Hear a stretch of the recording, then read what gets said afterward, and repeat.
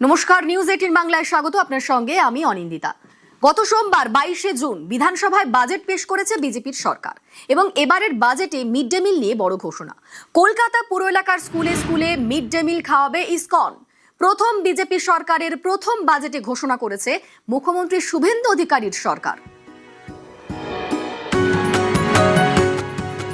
আমরা ইসকনকে mid day meal খাওয়ার সরবরাহ করার জন্য উদ্যোগ দিচ্ছি। পাইলট প্রজেক্ট হিসেবে পুরো কলকাতাকে দিয়ে দেওয়া হচ্ছে। ইসকন খাওয়াবে রান্না করে। আপনার আপত্তি থাকলে হরে কৃষ্ণ বলবেন না, কেউ আপনাকে জোর করবে না। তো খুব ভালো খাওয়ার পাবেন, শুদ্ধ খাওয়ার পাবেন, চিন্তার কোনো কারণ নেই। ঠিক আছে? আমাদের সঙ্গে সরাসরি সান্নিক রয়েছেন প্রতিনিধি। সান্নিক, এই যে মিড ডে মিলের জন্য বরাদ্দ বাড়ানো হয়েছে, আগে কত ছিল এবং বরাদ্দ বাড়ানোর পর কত হলো এখন?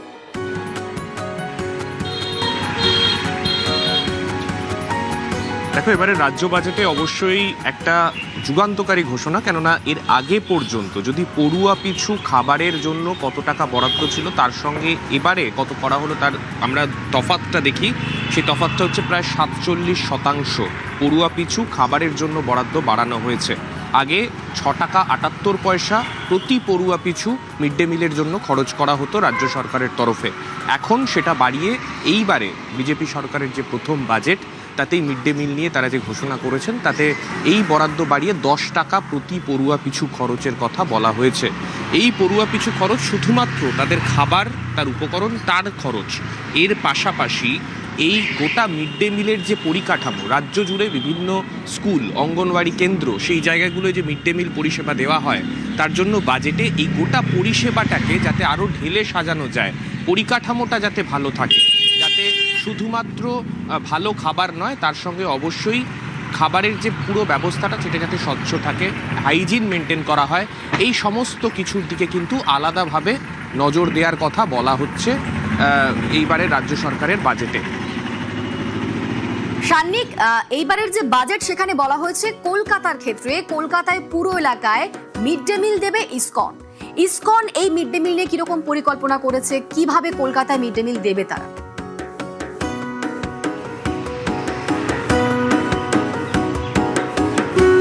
ইসকনের তরফে তাদের একটি ফাউন্ডেশন অন্নমৃত, যারা মূলত এই খাবার বন্টন এবং কমিউনিটি কিচেন নিয়ে তারা কাজ করেন বিভিন্ন জায়গায়, দেশের বিভিন্ন রাজ্যে তারা তাদের এই কমিউনিটি কিচেন তারা চালিয়ে থাকেন। সেই সংগঠনের মাধ্যমে কলকাতার পুরো এলাকাতে যে সরকার এবং সরকার পোষিত যে স্কুলগুলি রয়েছে সেই স্কুলের যাবতীয় যা মিড ডে মিলের পরিষেবা তা কিন্তু এই অন্নমৃত ফাউন্ডেশনের তরফেই দেয়া হবে। এখনো পর্যন্ত তেমনটাই সিদ্ধান্ত নেওয়া হয়েছে ইসকনের তরফে। তবে যেমনটা এখনো পর্যন্ত জানতে পারা যাচ্ছে, এই অন্নমৃত ফাউন্ডেশন, তাদের ব্যাকগ্রাউন্ড যদি একটু বলি সেক্ষেত্রে তারা কিন্তু ইতিমধ্যেই দেশের প্রায় 8টি রাজ্যে তাদের এই মিড ডে মিলের পরিষেবা তারা চালিয়ে থাকেন এবং এখনকার কথা যদি বলি, পরিসংখ্যানের হিসেব করলে প্রতিদিন প্রায় 12 লক্ষ মানুষের খাবারের আয়োজন এবং তাদের কাছে সেই খাবার সঠিকভাবে পৌঁছে দেওয়া, তাদের খাওয়ানো পর্যন্ত, এই গোটা প্রক্রিয়াটা কিন্তু তারা এখন পরিচালনা করেন। কোভিডের সময়, যে সময় খাবার দাবার পাওয়া এবং সবার কাছে পৌঁছে দেওয়াটা একটা বড় চ্যালেঞ্জ ছিল, সেই সময় এই অন্নমৃত ফাউন্ডেশন তারা প্রায় 3 লক্ষ মানুষকে প্রত্যেক দিন তারা খাবারের ব্যবস্থা করেছে। সেই সময় তারা সমস্ত হাইজিন, সমস্ত কিছুকে মেনটেন করে এই অন্নমৃত ফাউন্ডেশন তারা কিন্তু এগিয়ে গিয়ে সেই পরিষেবা দিয়ে এসেছে। তাই সেই সংস্থার হাতেই বর্তমানে এই রাজ্যের যে সরকার এবং সরকার পোষিত যে স্কুলগুলি শহর কলকাতা পুরো এলাকায় রয়েছে সেই স্কুলগুলোর যে মিড ডে মিল পরিষেবা তার দায়িত্ব কিন্তু তাদের হাতেই যাচ্ছে। অনিন্দিতা, সঙ্গে থাকো সান্নিক। অন্নমৃত ফাউন্ডেশনের যেটা উইং আছে, মিড ডে মিল উইং আছে, এটা 2004 সাল থেকে মিড ডে মিল আমরা বিভিন্ন রাজ্যে আমরা ভারতে করছি। আজকে এই মুহূর্তে প্রায় 12 লক্ষ বাচ্চাদেরকে আমরা মিড ডে মিল সাপ্লাই করছি। আর আমাদের যত কিচেন হয়ে ওটা খুব ক্লিননেসের ব্যাপারে, সিকিউরিটির ব্যাপারে অনেক সবকিছু অটোমেশন থাকে। সম্পূর্ণ যেরকম রুটি পুরি এটাও মেশিন দিয়ে তৈরি হয়ে যায়। তারপরে যখন খাবারটা রেডি হয়ে যায় ওটা আমরা স্টেনলেস স্টিল বাসনে ওটাকে সিল করে পাঠানো হয়। আর যে স্কুলে যায় আমরা বলে দেই কি সিলটা চেক করেই ওরা ভেঙে তারপরে বাচ্চাদেরকে দেওয়ার জন্য। অন্নামৃতর মাধ্যমে কলকাতায় মিড ডে মিল পরিষেবা। এবার আপনাদের বলি যে অন্নামৃতটা কি। ক্ষুধামুক্ত ভারত গড়ার লক্ষ্যে 2004 সালে অন্নামৃতের যাত্রা শুরু হয়। প্রতিদিন 12 লক্ষকে খাবার দেওয়া হয়। 8 রাজ্যে মিড ডে মিল পরিষেবা দেয় অন্নামৃত।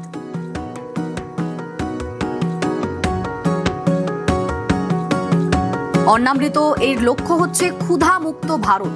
ক্ষুধামুক্ত ভারত গড়ার লক্ষ্যে 8 রাজ্যে মিড ডে মিল পরিষেবা দেয় অন্নামৃত। মহারাষ্ট্র, দিল্লি, হরিয়ানা, রাজস্থান, অন্ধ্রপ্রদেশ, ঝাড়খণ্ড, ত্রিপুরা, পশ্চিমবঙ্গ।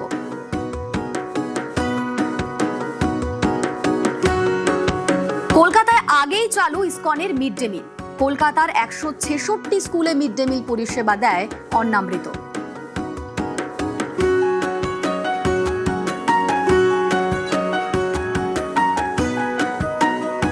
আমাদের সঙ্গে সান্নিক রয়েছেন সরাসরি।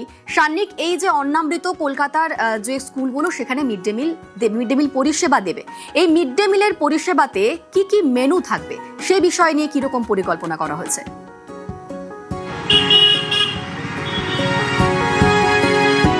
এখনো পর্যন্ত যেমনটা জানতে পারা যাচ্ছে, তার কারণ এর আগে কদিনের মধ্যে অন্তত 22 তারিখের এই ঘোষণার পর থেকে মেনু নিয়ে কিন্তু অনেক রকম জল্পনা চলেছে। তবে অন্নামৃত ফাউন্ডেশনের তরফে যেভাবে এই গোটা প্রক্রিয়া এগোনো হবে তাতে এখনো পর্যন্ত যারা পুষ্টিবিদ রয়েছেন, নিউট্রিশনিস্ট বা যারা ডায়েটিশিয়ান রয়েছেন, আমরা জানি যে অন্নামৃত যে জায়গায় এই পরিষেবা দিয়ে থাকে প্রত্যেকের জন্য আলাদা আলাদাভাবে সেগুলো নিউট্রিশনিস্টদের কনসাল্ট করে সেই মতো করেই তারা খাবার ঠিক করেন। শিক্ষার্থীদের জন্য এখনও পর্যন্ত যা ঠিক রয়েছে ডাল, ভাত, এর পাশাপাশি পনির, সয়াবিন এবং রাজমার মতো প্রোটিনযুক্ত খাবার, সেগুলো এই মিড ডে মিলের মেনুতে থাকছে। পাশাপাশি খিচুড়িও থাকবে, তেমনটাই কিন্তু এখনো পর্যন্ত খবর। তবে আমিষ না নিরামিষ, শুধুমাত্র কি নিরামিষ থাকবে সেই প্রশ্নটা যেমন উঠেছিল, তেমনি এই বিষয়টাও কিন্তু একেবারে স্পষ্ট করা হয়েছে যে যাতে পুষ্টির দিক থেকে কোনো রকমভাবে কোনো ঘাটতি না থাকে সেই মতোই কিন্তু এই গোটা মেনুকে ঠিক করা হয়েছে, যাতে শিক্ষার্থীরা যারা স্কুলে যাবেন বা অঙ্গনওয়াড়ি কেন্দ্রে যাবেন তাদের ক্ষেত্রে যাতে পুষ্টিগুণের ক্ষেত্রে খাদ্যতে কোনো রকম সমস্যা না থাকে সেই জন্য প্রোটিনযুক্ত খাবার, সয়াবিন, রাজমা, পনিরের মতো সেই রকম খাবারকে কিন্তু এই মেনুতে রাখা হচ্ছে। আপাতত এখনো পর্যন্ত এই কটি তালিকাতে জানানো হয়েছে। এর পাশাপাশি আর কি থাকতে পারে সেগুলো পরবর্তীতে সময়ের সঙ্গে সঙ্গে কিছু পরিবর্তন আসতে পারে, তেমনটা কিন্তু জানা যাচ্ছে এখনো পর্যন্ত। বেশ, ধন্যবাদ সান্নিক।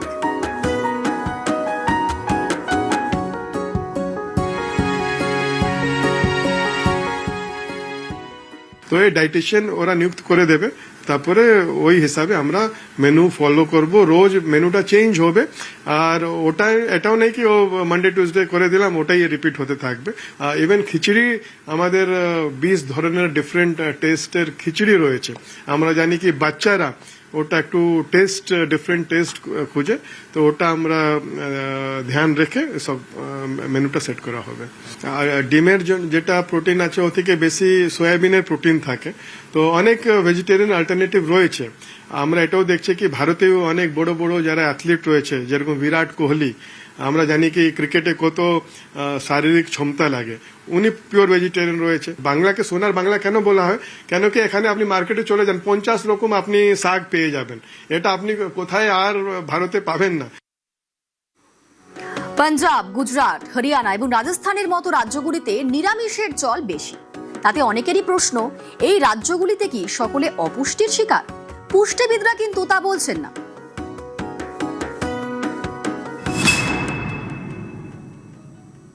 ডিম, মাছ যদি কেউ না খেলেন, কারণ আমাদের দেশে তো সব রকমের মানুষই বসবাস করেন। কেউ ধরুন নন ভেজিটেরিয়ান, ছোট থেকে তারা বড় হয়েছেন নন ভেজ খাবার দাবার খেয়ে, তার যে জিন, তার যে ক্রোমোজোম, দ্যাট ইজ ডিফারেন্ট। আবার ধরুন ভেজ মানুষও তো রয়েছে, এরকম তো নয় যে ভেজ খাবার দাবার যিনি খাচ্ছেন তিনি অপুষ্টির শিকার, তা তো একেবারেই নয়। তারাও ভেজ প্রোটিন খাচ্ছেন, ফলে যার ক্ষেত্রে যে প্রোটিন যে পাচ্ছেন, যিনি নন ভেজ হন তিনি নন ভেজের সোর্সের প্রোটিন খাবেন, যিনি ভেজ হন তিনি ভেজ সোর্সের প্রোটিন খাবেন। একটা মাছ খাচ্ছি, হ্যাঁ, সেই মাছে হয়তো লাইসিন, মিথিওনিন এই ধরনের অ্যামাইনো অ্যাসিডগুলো রয়েছে। এবার ধরুন যে ভেজিটেরিয়ান মানুষটা যিনি মাছ খান না, তাহলে তো তার প্রোটিন ঘাটতি হওয়ার কোনো অসুবিধা কিছু নেই। তিনি যদি ভাত খান তার সঙ্গে ডাল খান, বা ভাত খান তার সঙ্গে রাজমা খান, তাহলে যেটাতে যে অ্যামাইনো অ্যাসিডটা ঘাটতি রয়েছে তাহলে কি হবে, সাপ্লিমেন্টারি হয়ে যাবে। দুটো যদি একসাথে মিশিয়ে আমরা খাই তাহলে যেটা আমি কম পাচ্ছি অপর থেকে সেটা পেয়ে যাব।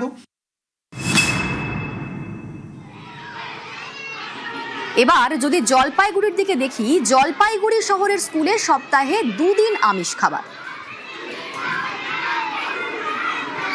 সপ্তাহে 2 দিন ডিমের দাম তো বেশি এবং পয়সা হচ্ছে 6 টাকা 78 পয়সা পার হেড। সেক্ষেত্রে ডিমটা দেওয়ার সময় আমাদের একটু অসুবিধাই হয়, কারণ ডিমের দাম প্রায় 7 টাকা পড়ে যায় পার। নতুন সরকার আসার পরে যেহেতু বরাদ্দটা বাড়িয়েছেন, সেজন্য আমাদের বিদ্যালয়ে প্রত্যেকটা বিদ্যালয়ের তরফ থেকে ওনাদের কাছে আমরা কৃতজ্ঞতা এবং আন্তরিক ধন্যবাদ শুভেচ্ছা জানাচ্ছি। বাচ্চাদের কথা ভেবে উনি বরাদ্দ বাড়িয়েছেন এবং আগামীতে এই মিড ডে মিলটা আরো উৎকৃষ্ট মানের হবে এবং প্রোটিনযুক্ত খাবার আমরা আরো বেশি সরবরাহ করতে পারবো।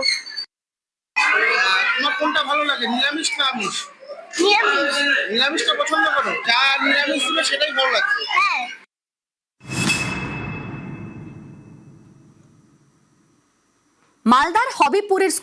মালদার হবিপুরের স্কুলে সপ্তাহে 2 দিন আমিষ খাবার। ডাল তো থাকেই, এখন যেমন চাটনি চিনি আম মাছের চাটনি দেওয়া হয়, তারপরে প্রতিদিন ভেজিটেবলস তো দেওয়া হয়, তার সাথে পনির, কাবলি ছোলা, মেশানো সবজি, সব সয়াবিন। ইসকনের হাতে চলে গেলে ভালোই হবে, যে এদিকে ম্যাডাম একটু ফাঁকা হয়ে যাবে, তাহলে আমাদের যেটা মানে পড়ানোটা একটু মানে যেটা আমাদের কাজ সেটা ভালো হবে, আর ডিস্ট্রিবিউশনের সময় ম্যাডামরা থাকবে।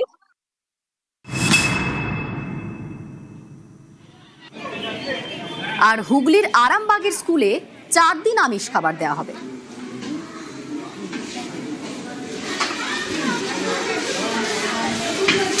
এখানে খুব সুন্দরভাবে খাবার পরিবেশন করা হয়। আমি সপ্তাহে 3 দিন ডিম হয়, 1 দিন পটল চিংড়ি হয়, আর নানা রকমের সবজি হয়, চিলি চিকেন হয়, ফ্রাইড রাইস হয়, পায়েস করেও ছেলেদেরকে খাওয়ানো হয়।